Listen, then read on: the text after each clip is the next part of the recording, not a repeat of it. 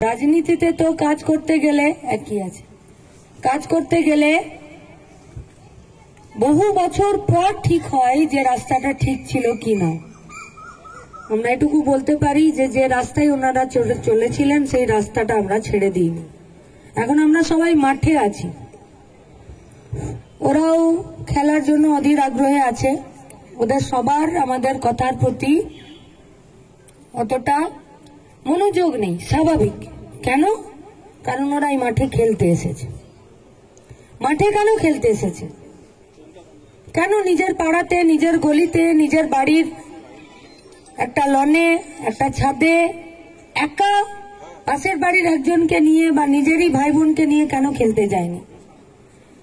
কারণ মাঠ যত বড় হয় খেলাটা তত ফেয়ার হয়। আর মাঠ যখন কাউকে খেলতে দেয় তখন মাঠ প্রত্যেককে ফেয়ার চান্স দেয়। আমরা তো তার বাইরে কিছু চাইছি না। আমরা এই গোটা পৃথিবী, গোটা দেশ, গোটা রাজ্য, গোটা হাওড়ার বুকে আমরা যারা কাজ চাইছি, যারা বড় হতে চাইছি, যারা শিক্ষা চাইছি, যারা মানুষের মতন মানুষ হয়ে বেঁচে থাকতে চাইছি, আমরা ফেয়ার চান্স চাইছি। এর বেশি তো কেউ কিচ্ছু চাই না।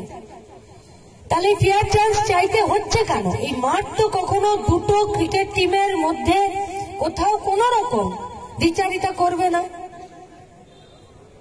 যখন এই টিমের কোন একজন প্লেয়ার ব্যাট ধরতে আসবে তখন কি পিচটা তাকে ডিস্টার্ব করবে? করবে না। বা অন্য দলের সে যখন ব্যাট ধরতে আসবে তখন কি পিচটা তাকে ডিস্টার্ব করবে যে না তুমি আমার পছন্দের টিম নাও? করবে না। কারণ মাঠের বৈশিষ্ট্যটাই তাই যে সবাইকে ফেয়ার চান্স দেয়।